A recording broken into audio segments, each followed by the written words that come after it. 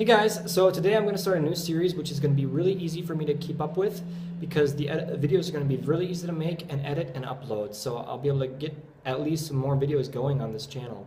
I still really want to return to the sharing with you all of my videos from traveling throughout Mexico. I have a ton to share with you. It's just that they take a long time to edit and I can't afford the time or the money right now to do that. But I will be sharing those with you eventually and getting back to that. But for now, let's get into it. This series is based on the method for learning Spanish through Spanglish that I've developed over the course of the last 11 years. And I recently just launched my first book that does it. It's called Stories de la Jungle, and you can get it on Amazon, but I also have a free complete story for you that you can get right on my website at Criollo.com. So I'm going to put a link right up here for you to check that out. I think you're going to love it, but if you want to get really started from the very basics, just go to my YouTube channel, my Instagram account, which is Spanglish Stories. And that's what I'm going to be talking about today, because what I'm doing now is a very short form style of content which is based on the same methodology that I use in the book, and it's learning Spanish through Spanglish, through these little tiny fables.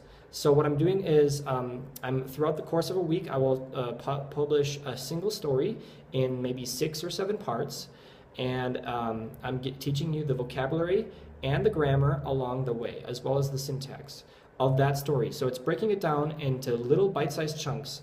The cool thing is this is more invested than just like a silly little word of the day. You see those Instagram accounts where you learn one word a day, but that's silly because you don't get any reinforcement for those words, you don't get any context, and you'll never see that word again, and then tomorrow you learn a new word. You're never going to learn those words because you're not getting them reinforced enough. And also it's just literally one word a day. I mean, come on, you can do better than that. So yes, Instagram is designed to be very short form content, and what I'm doing is a little bit longer form than what you might be used to on Instagram, but it's still short form enough that a lot of people have been really enjoying it. And you can consume it very quickly and rapidly, and it's just a great way to learn quite a large amount of vocabulary, pretty much the most vocabulary you could possibly learn through a single Instagram post without getting too bored that you move on to the next thing, is what's happening here.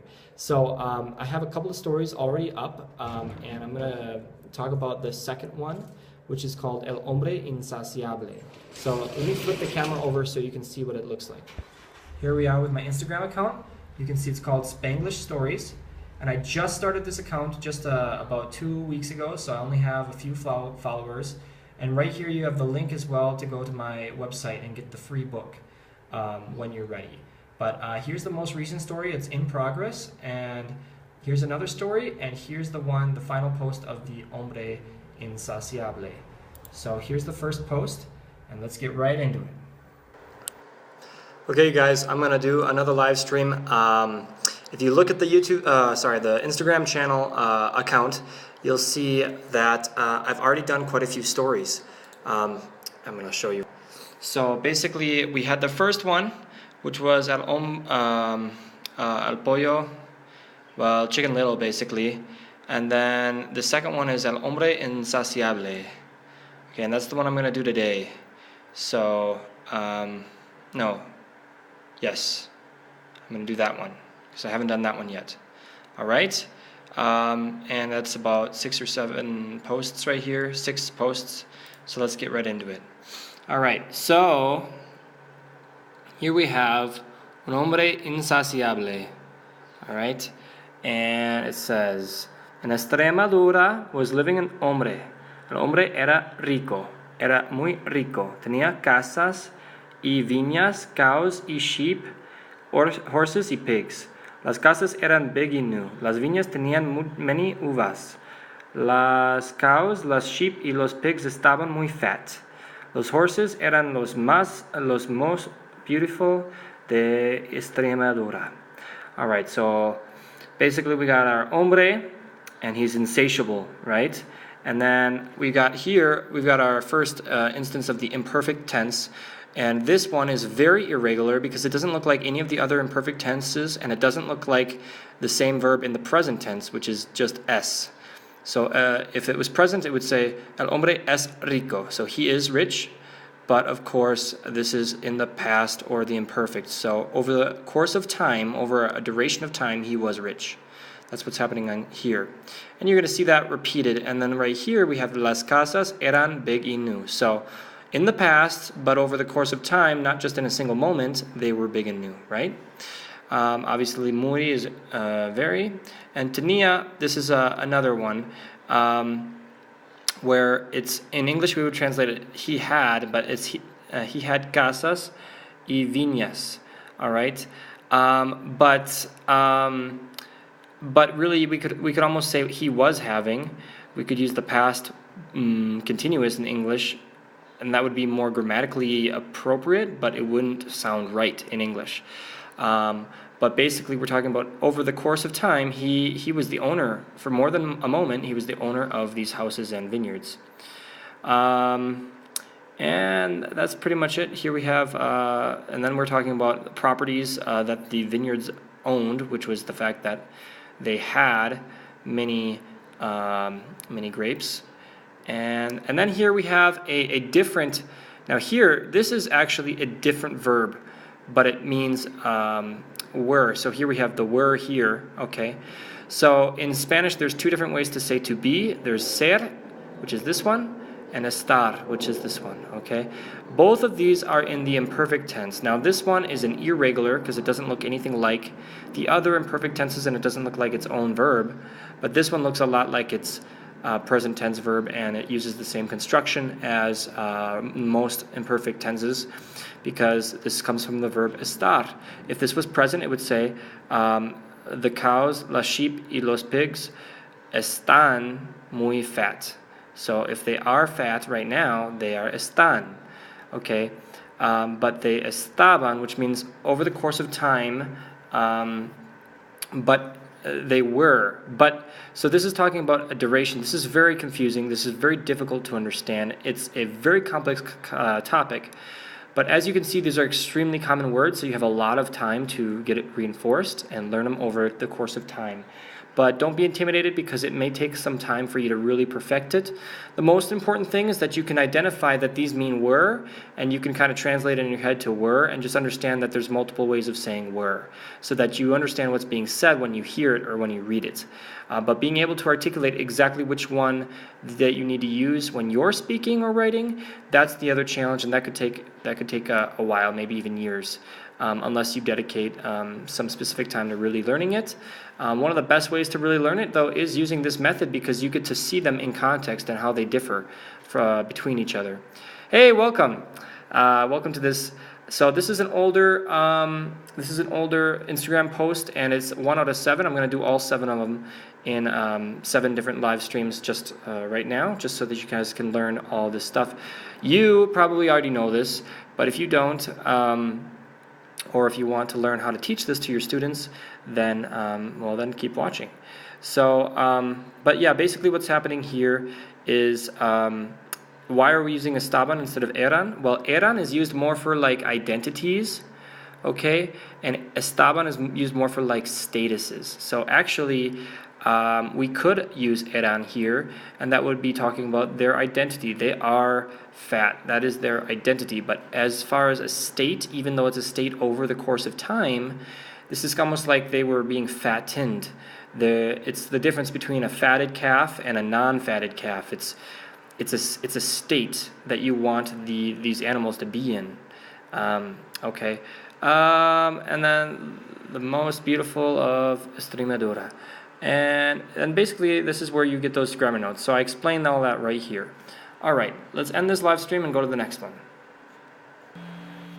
Okay, now let's move into part 2 out of 7 of Un hombre insaciable. I'm going to be building on the previous live stream, so make sure you watch that before you watch this one. So, okay. Un hombre insaciable. El hombre tenía still more. Tenía una good woman y good children. Tenía all that he could desear. That is a verb in the infinitive. It's the most basic verb. It never changes it based on the subject, so that's awesome, because this is the verb that changes based on the subject. So the infinitive is tacked on, just like in English. So all that he could desire, all right? But el hombre no estaba satisfecho. No estaba satisfecho with God, nor with his woman, nor with his children. Neither estaba satisfecho del tiempo. When hacía cold, he would say, hace cold. This tiempo no es good for mis viñas. When it would rain, exclamaba, it rains too much. El tiempo es muy damp. We should tener sun. Okay, let's go back. So I like this right here. El hombre no estaba satisfecho. So that we could say he not was or he was not. So the not has to go in front in Spanish always. And this, I hope you can guess what this means based on the little smiley face and the fact that it's a cognate. It's not a super close cognate, but it's close enough. It's satisfied. And what else do we've got? So neither estaba satisfecho del tiempo. All right, he wasn't satisfied with the weather. Now, just understand that in English we have various prepositions, some of which are more common than others, but in Spanish the most common preposition is de, which is like usually of or from. And our preposition of is definitely not the most common, I'm pretty sure, in English. So basically, the thing is with prepositions, when they go between languages, they're flexible, especially when you have figurative uses of them. And so this is kind of a figurative use. And I don't have the exact rule to give you right now, but just understand that you have to get used to the fact that sometimes these other prepositions are used when you would expect a different one. And you can't do a perfect word-for-word English translation, literal translation. So, I that's a big concept as far as what I call the flexibility of prepositions. And in a future video, I'll cover that in more detail. All right. So when hacía cold, so this is a different way to form the regular suffix of the imperfect.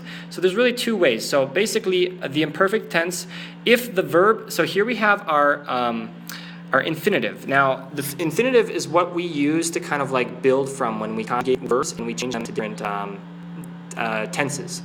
Okay, so we always like to say, oh, go to the infinitive and then change from there. So the infinitive for estaba is estar, which is similar to this because they both end in ar. Every verb in Spanish ends in either AR, ER, or IR. And they have the ER and the IR function pretty much the same, and the ARs will function a little differently. So really the way to form infinitive from the AR ending is you simply get rid of the R and you put a BA. And there's a couple of different conjugations based on who's doing it. So if it's I, him, she, or it would be estaba. If it's you, it's estabas. If we, it's estábamos. If it's them, it's estaban. And if it's you all, like y'all, then it's going to be estaban also. But over here we have this, which is an ER verb, hacer, which means to do or to make. And when the way you form an ER or an IR verb into the infinitive is you do. Actually, you can kind of see it if I go closer. It's an I with an accent on it, and then an A. So it's hacía. So you have to pronounce it with the stress on that I. Hacía. And of course, this would be yo hacía, él hacía, he, she, or it hacía. You hacías, we hacíamos, and they hacían. Okay. But in this case, it's talking about the weather. So the weather makes cold. And this is another concept here, and I kind of talk about it right here, is that in English, we really like to use the verb to be when describing states of things, but sometimes in Spanish they use different verbs like tener or hacer. And when we're talking about cold or hot, we don't say it's hot or it's cold, we say it makes cold. Or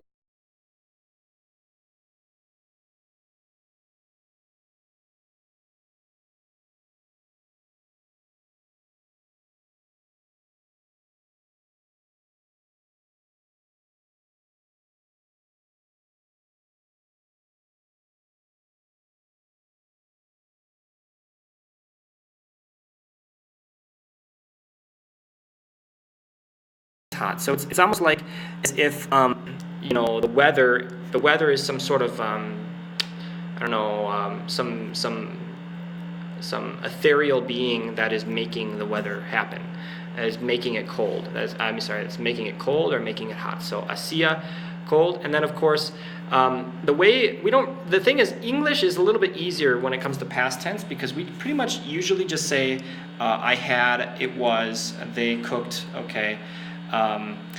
We just kind of have a single kind of tense.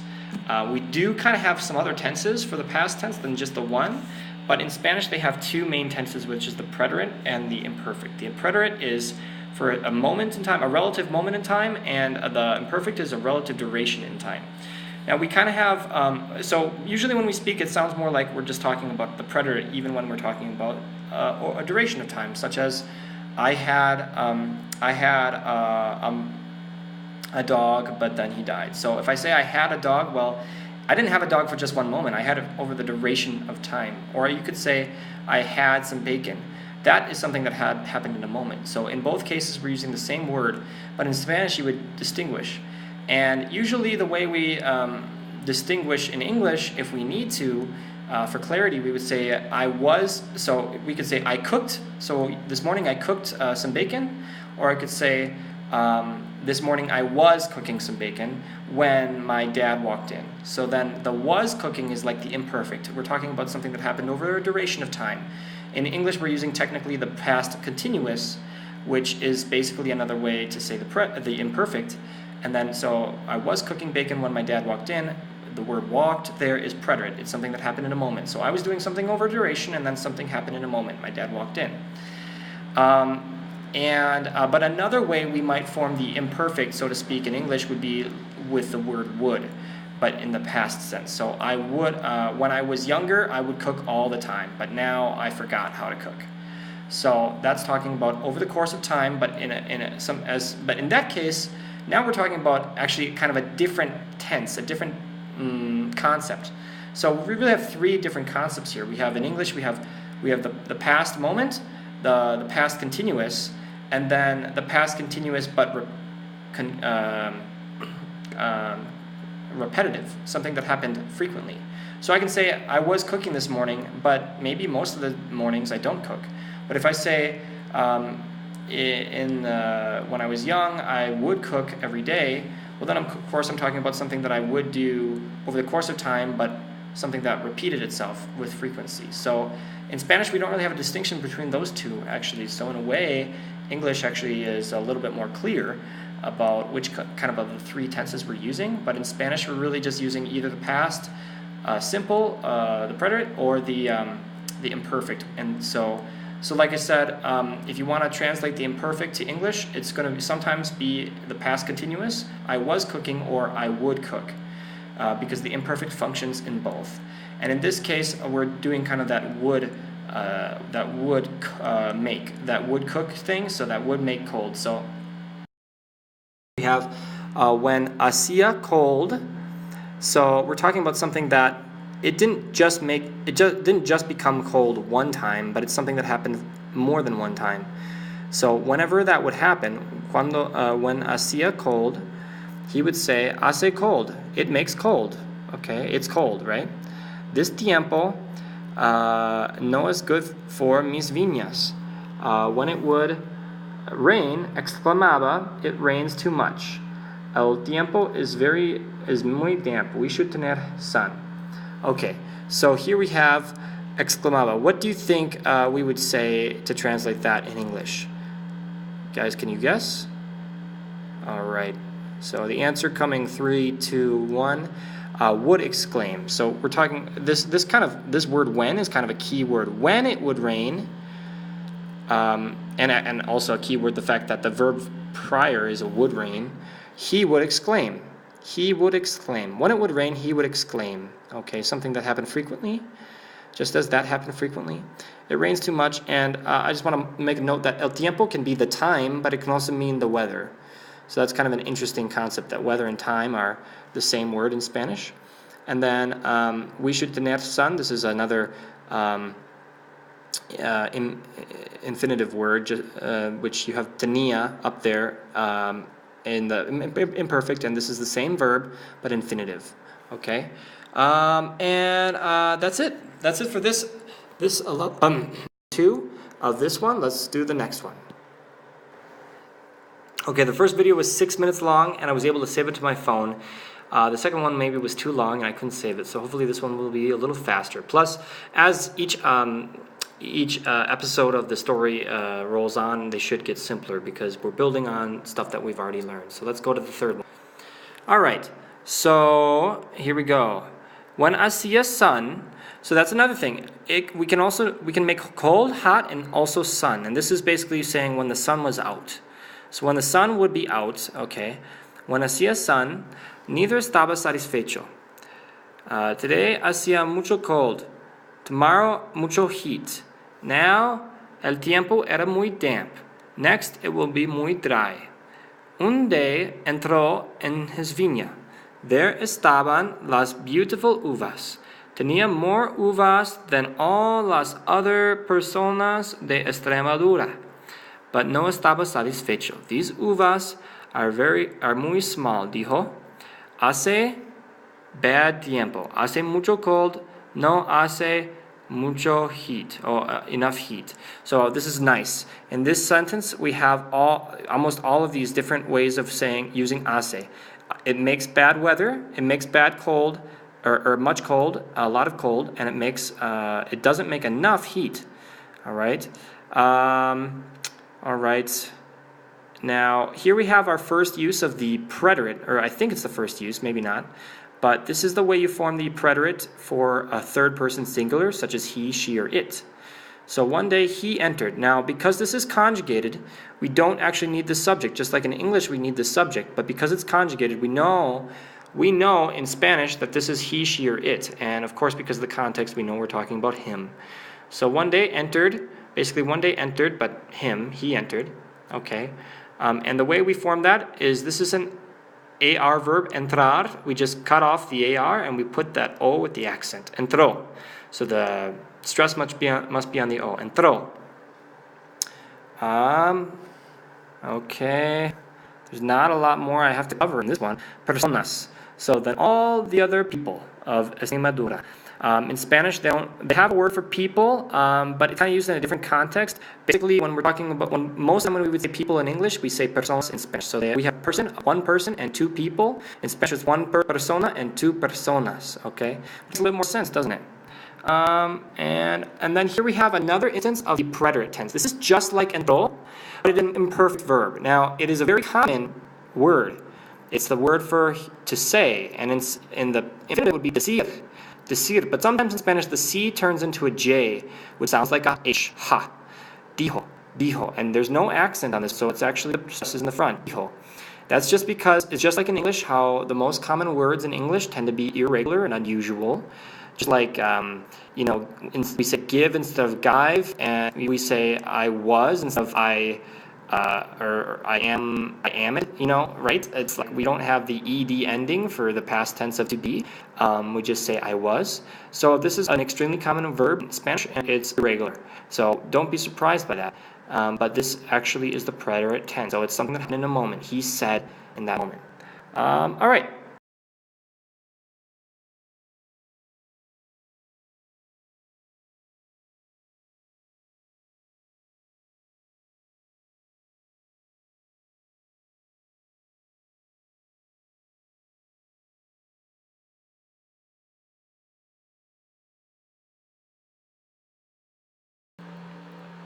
Okay, here we have the fourth episode. Okay, in this momento appeared en la viña un hombre tall y beautiful. This hombre dijo, never are you satisfecho del tiempo. Always hace cold or heat. It's muy damp or muy dry. Can you hacer un tiempo better? Yes, respondió el hombre rico. I can hacer better tiempo. Well, okay, dijo el foreigner. El year that comes must you hacer el tiempo for your viñas. That foreigner desapareció. Okay, there's two major things different here than you would see in English. First of all, the most obvious is this punctuation. This is punctuation used for dialogue in Spanish.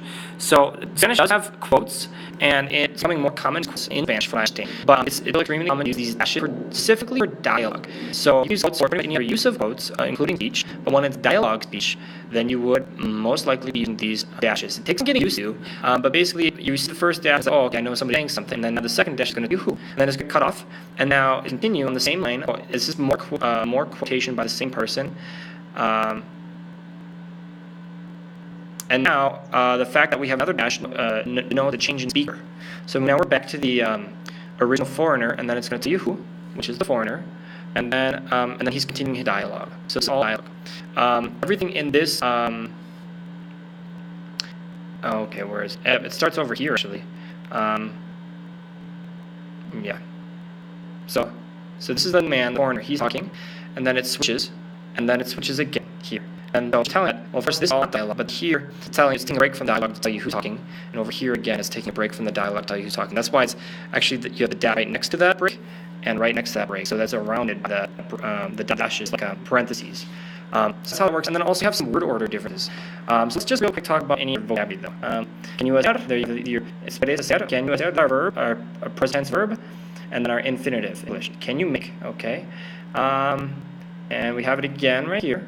And okay. And then we have a more preterite respondió, and desapareció. So those are both preterite verbs. Very easy verbs actually, and not that hard to get from the context either. But we have quite a few word order changes. In this moment appeared in the vineyard a man. So in English we would say, in this moment a man appeared in the vineyard. Basically, because things, I don't know, the word order in Spanish is just a little more flexible, and there's some specific reasons why that's the case. But in this case, you can put the subject after the verb. The reason why is because in Spanish it's a little more clear who the subject is, who the object is, in English, and also because the verbs are conjugated. So there, and then also we have bonito and beautiful. So here we have two adjectives combined with an e, with an and. And in Spanish, normally when you have multiple adjectives combined by and, they will go after the noun. Okay. As you know, the adjectives generally often go after the noun anyway, but that's not always the case. So in perhaps a future episode, we'll learn why it's not always the case. So here we have again, we have, we would say English, it's always cold. Okay, so maybe that's not different, but we have our adverb here, our verb, and then our noun.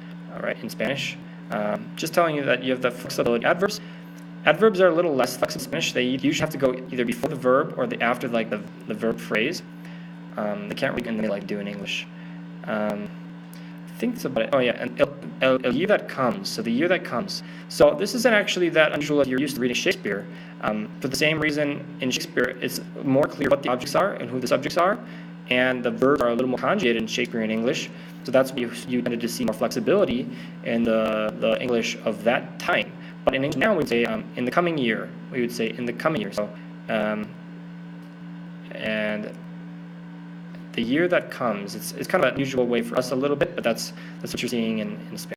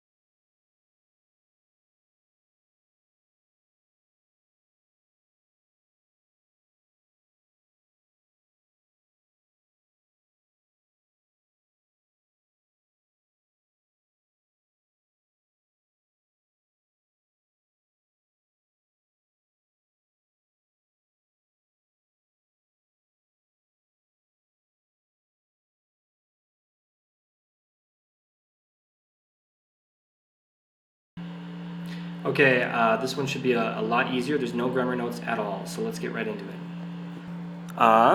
El year next arrived. Era el month de March. I want snow, dijo el hombre rico. Then it started a snow.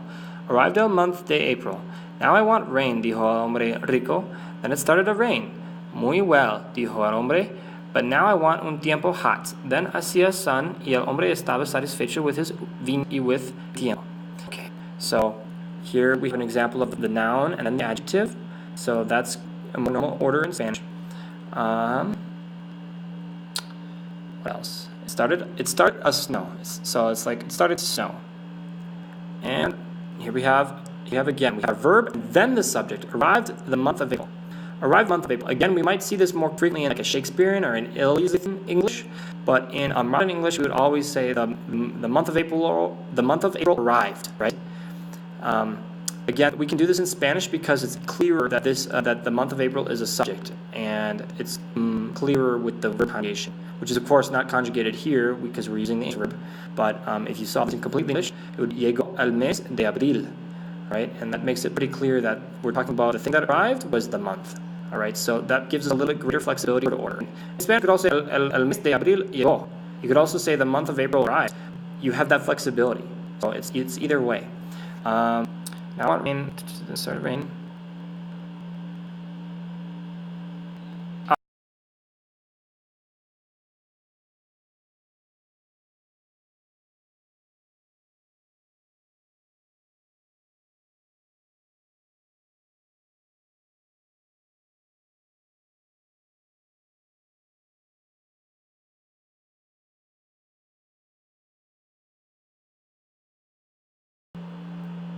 Okay, we're on to the second last one. Let's get to it.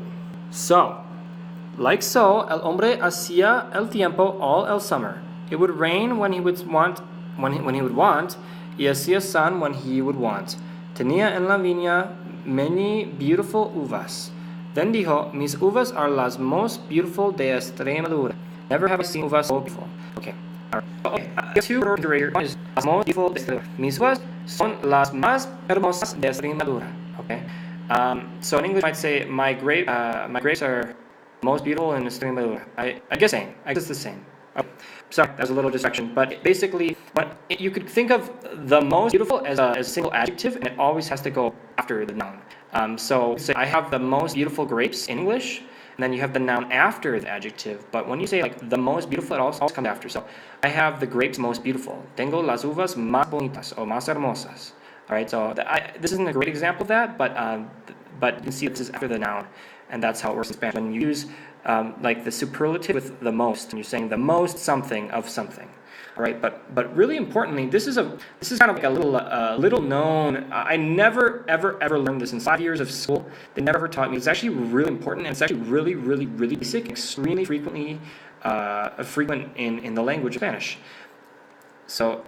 Tenía en la viña many beautiful uvas. Here, this is the. I'm sure you've been told that in Spanish you always do the noun first and then the adjective. You would think that it would be tenía en la viña many uvas hermosas, but no. Sometimes the adjective has to come before the noun, and sometimes it's optional.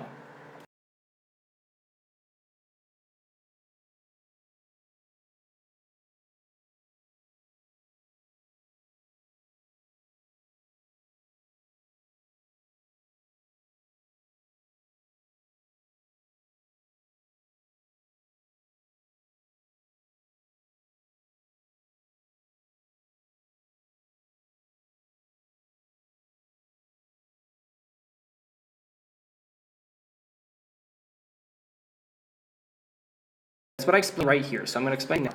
So basically, the word beautiful, hermosa, actually have two different meanings based on whether it's before the verb, the noun, or after. So if I say, if I see a group of girls over there, okay, and I say, look at the beautiful girls, look, mira a las hermosas chicas, okay.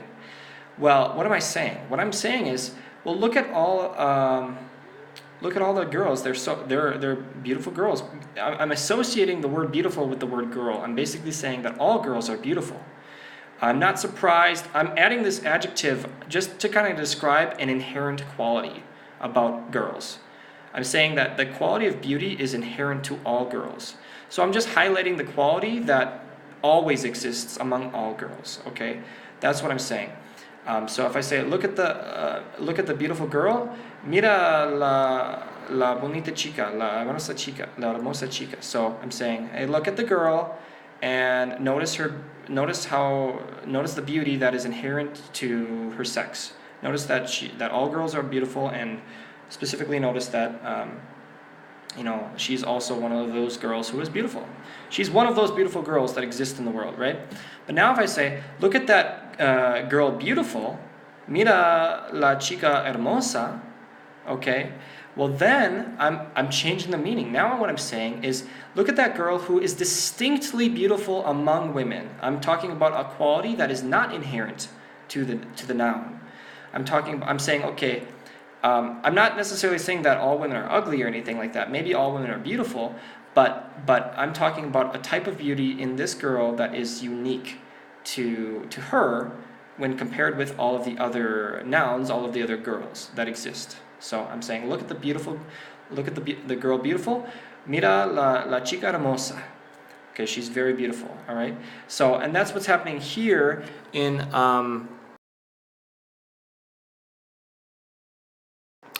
well, that's not. It's the first case that's happening here. The la viña tenía en la viña many beautiful uvas. So basically, what he's saying is just like grapes are beautiful. It's just saying that, oh, you know, it's kind of like showing some gratitude that, oh, I have grapes, and I'm just saying all grapes are beautiful, and so I'm happy to have any kind of grape then, because all grapes are beautiful. They're a blessing. Okay, but if I said tenía en la viña many uvas hermosas, then I would be saying, okay, these grapes are distinctly beautiful among all grapes. So obviously both would fit here, both would be appropriate in this case, but in this case he's talking less competitively, and he's talking more about the just the fact that it's more of a blessing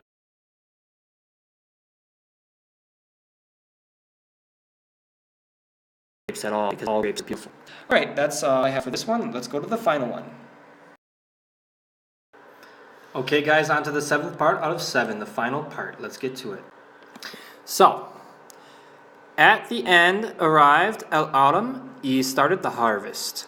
El hombre took some uvas, but eran ácidas, like el vinagre. Never had he seen uvas so sour.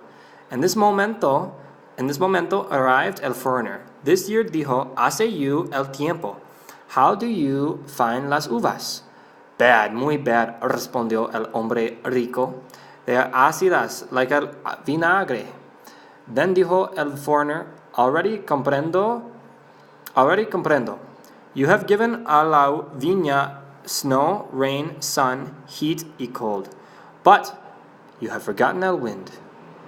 Okay, it's kind of a weird story. I don't really understand that exactly, but all right. Basically, I think there's only one more point to make too. First of all, we have window is present tense and first person singular. I, okay? Already I comprehend. I understand. All right?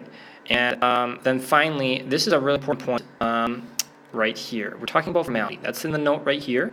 You read more about it. So this here, dijo a you el tiempo. So basically he's saying, makes you el tiempo. Makes you el tiempo. He's using hace. He's not saying haces. So normally when we're talking to another person directly, that's second person singular, we would say, this year, dijo, haces you el tiempo. You make the weather, okay? But he's using the third person, which is generally used for he, she, or it.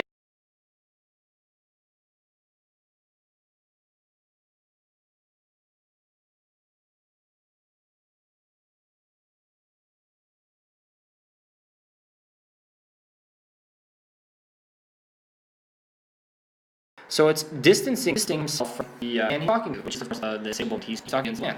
And he's distancing himself from him in the same way that you can see it in Elizabethan English when we're talking about the Queen, or if you watch Downton Abbey, you can see it when the servants talk about their lord. They say, "How is her ladyship today?"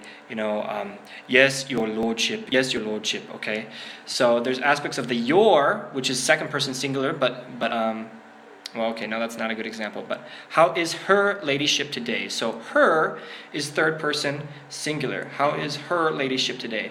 Not as how is your ladyship, we're saying how is her ladyship today. So we're distancing ourselves, and so it's a way of showing very extreme formality and respect, and saying I'm not even worthy to address you directly, so I'm going to address you almost as if my eyes are averted from you, and I'm talking about you instead.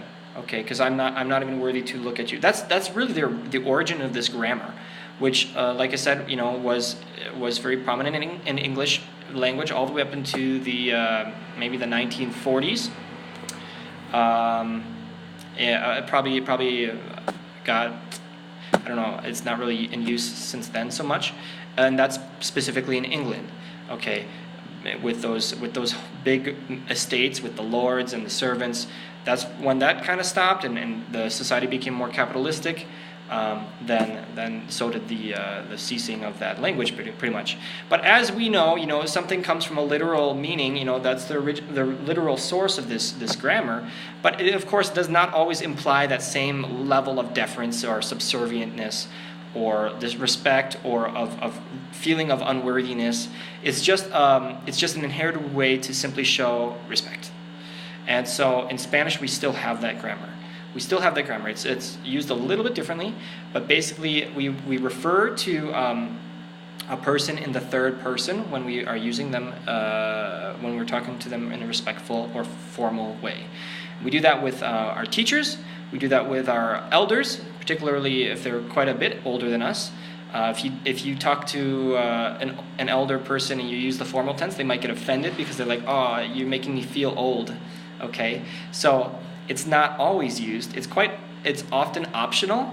It's often something that switches, even in the midst of the same conversation. You might switch it, and of course you might use it with a stranger, or of course with like the president or something like that. But I'll give you a funny example. Is that I used to teach English to a class at a business, and they were all older than me, much older than me. Most of them in their 40s or so. Of course, I'm much younger than them, but I was the teacher. So then what do? Do they talk to me respectfully because I'm the teacher? Do I talk to them respectfully because I'm the older one? Well, what I recommend to you is talk to people when you're not sure. Use the formal tense and let them come back at you. And if they start using the informal tense, that's probably a good... sometimes you'll have a situation where one person is using the formal and the other person is not, but usually in modern times, if somebody is using the formal tense, if the person that would deserve to receive that tense is using it with you, then you can respond in the informal as well. If they're using the informal with you, then you can use the informal with them. So I would test it with them. I would start speaking to them in the formal tense, and then usually within one or two responses from them, they're already using the informal tense, and then then I will adapt and start speaking to them in the informal tense. So that's kind of how that works. It's not super in-depth. I could probably go in-depth in a future video to talk about the specific grammatical ways in which we use the formal tense, but at least that's the explanation for how to use it. So thank you so much for watching. I hope that you learned some stuff. If you want to see more videos like this, please give a like, make some comments, let me know what you liked, what you didn't like, and I look forward to seeing you again next time.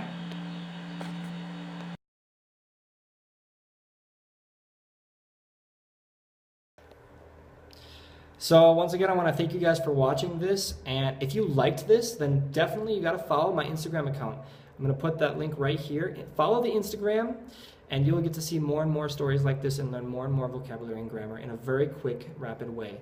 But if you want to go to the next level, then you got to download my free book. Just go to Criollo.com. Here's a link right here, and it's going to take you right to the page where you can download the book directly. It's a PDF, or if you want it in an EPUB or MOBI format, you can get it that way too. And it's a story, it's actually, it's a single story, but a much longer story than the ones that I post on my Instagram. And it is in 13 different levels of Spanglish. So with this story, I think it goes up to about, by the end of it, you're in like 50 to 80% Spanish. But with the story that you get on the website, it starts in level 1, which is 90% English, 10% Spanish. And then the second level, it adds more Spanish and more and more and more until the final level, level 13, is entirely in Spanish. So you can read at your own pace and at your own level. If you're an absolute beginner, just start in level 1. If you're almost fluent, start in the final level. Or just start randomly in somewhere, because the cool thing is you can upgrade and downgrade your level instantly at any moment you want. If you're reading and it gets to be too easy and you're like, all right, I'm ready for the next challenge, in that moment, just click the upgrade button and you go to the next level, more difficult, in the same exact place of the story. It'll take you to the same exact place, but in a more difficult level. And if you get to a point where you're like, oh, this is actually a little more challenging than I was expecting, or maybe you just see a word that you don't understand, well, just downgrade temporarily, check out what it would look like in an easier level, and then you can upgrade right back again. So that's how it works, and you got to check it out. Thank you for watching, and I look forward to some more videos from me.